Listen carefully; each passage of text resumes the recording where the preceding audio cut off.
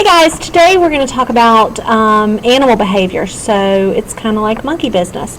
If you'll turn to the last section of your notes, we should finish your green notes packet today.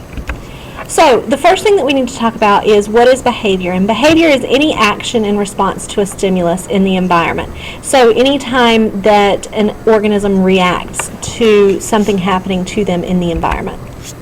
There are three types of behavior. The first is innate, and this is the behavior that you're born knowing how to do, so your instincts. Learned behaviors are acquired through experience, so maybe how you learned how to ride a bike. And social behaviors are any behavior done towards or with another organism. And these behaviors can be innate or they can be learned. Hey, Miss Pritchard. An age-old question is, what is more effective in shaping behaviors? Is it nature, like genetic programming, or is it nurture, like the environment? And if you guys didn't notice, we just had a slew of kids come in to say hello and to work on their projects. So we've got to analyze behavior by asking ourselves, what adaptive value does this behavior have? And how does the behavior help the species to survive?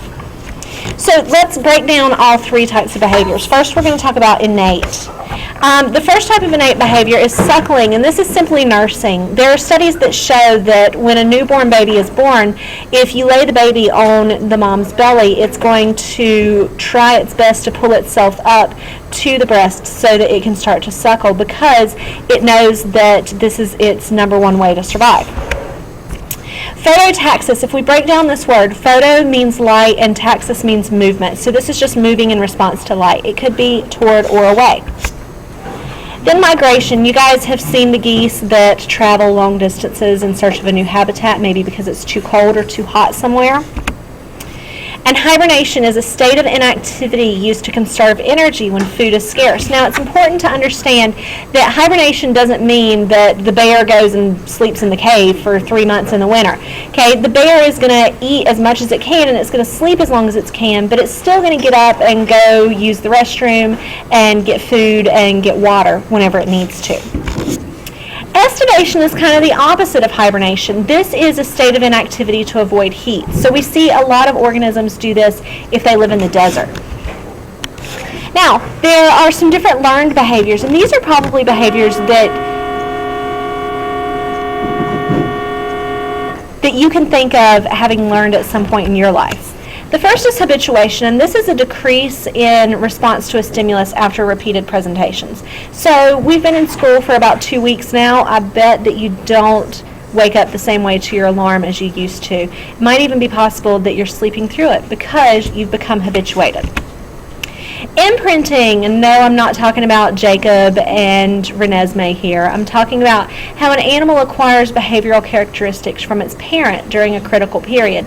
They say that a baby duck is going to start following the first thing that moves whenever it first hatches. So mama better hope that it's her and not some creepy old guy that is the first thing that the baby sees. Okay, here we see an example of baby ducks that imprinted on a man, and so whenever they hatched, they started following him around. They thought that he was their protector and caregiver. Now, classical conditioning, also known as Pavlovian conditioning. When this happens, basically an organism starts to associate something with something else. So Pavlov did experiments with dogs, and he noticed that his dog would start to drool every time he fed him. So he decided that he was going to start ringing a bell or making a noise every time he fed this dog. And then eventually, after he did this for several months, if he just rang the bell, the dog would start to salivate because he had started to associate that food with, or that sound with, his evening meal. Okay, so before conditioning, the dog salivates when it sees food. The dog doesn't salivate when it just hears the tuning fork. During conditioning, the tuning fork is rung when the dog is fed, and then after conditioning, the dog salivates when it hears the tuning fork. Okay, trial and error. You know what this is. Trial and error is learning to ride a bike. Okay, you get up on the bike the very first time when you're like 5 or 6 years old, you fall down.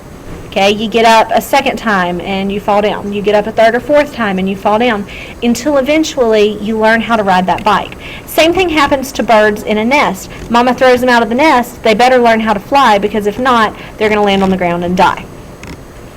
Finally, we've got the social behaviors. First is communication with pheromones. These are chemical signals between members of the same species. They can signal alarm or food or territory or mating.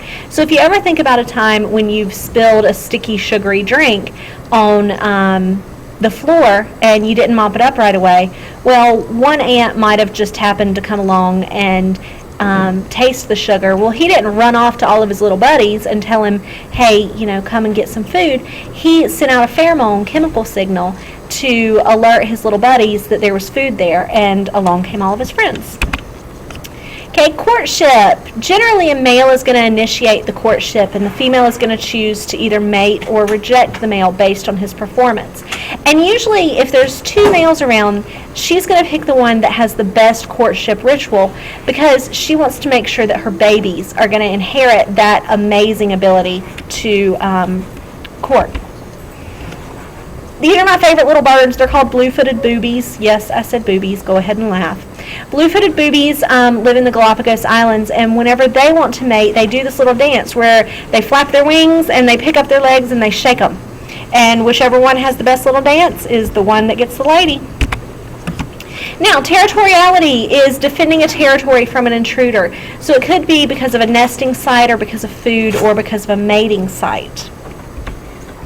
And that's it for behavior. So I hope that you finished all of your notes. Make sure that you've got everything completed, and I'll see you guys soon.